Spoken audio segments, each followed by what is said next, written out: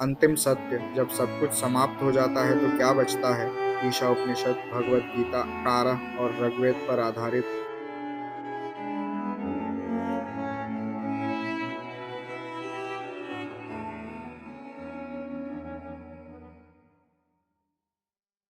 जब सब कुछ समाप्त हो जाता है, शोर, सफलता, संघर्ष, तो क्या बचता है?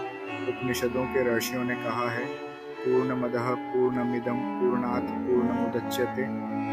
वह पूर्ण है, यह पूर्ण है।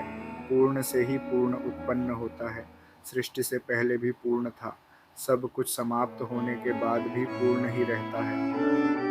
भगवत गीता के अंतिम अध्याय में अर्जुन पूछता है, मनुष्य का अंतिम कर्तव्य क्या है? गीता 18:6 की। सभी धार्मिक कर्तव्यों को त्याग दो और केवल मेरी शरण में आओ। मैं तुम्हें सभी पापों से मुक्त कर दूंगा। शोक मत करो। सभी कर्तव्यों को त्याग दो, केवल मेरी शरण में आओ। मैं तुम्हें सभी पापों से मुक्त कर दूंगा। अब और शोक मत करो। गीता का अंतिम संदेश युद्ध नहीं है, त्याग नहीं है, यह समर्पण है। जब अहंकार समाप्त होता है तो आत्मा प्रकाशित होती है। ईशा उपनिषद श्लोक 1। ईशावास्यमिदं सर्वं यत्किंच जगत्यां जगत्।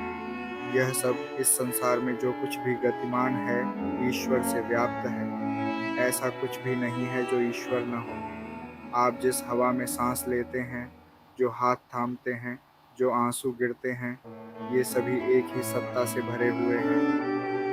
श्लोक 6। जो सभी प्राणियों को आत्मा में और आत्मा को सभी प्राणियों में देखता है, उसे न तो घृणा होती है न भय। ये अंतिम अनुभूति है। आप और मैं कभी अलग नहीं हुए।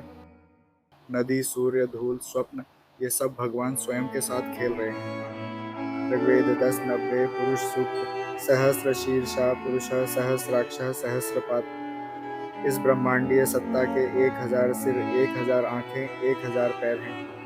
ऋषियों ने देखा, न कोई मैं है और न कोई तू। केवल एक ही सत्ता अनेक रूपों में जीवित है। जब यह रूप नष्ट हो जाता है तो कुछ भी नष्ट नहीं होता।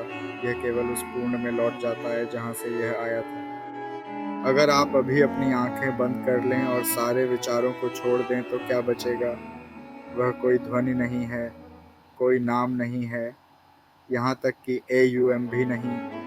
वह है वह मौन साक्षी जो न कभी शुरू हुआ न कभी समाप्त। मुंडकोपनिषद। वहाँ न तो सूर्य चमकता है, न ही चंद्रमा और तारे।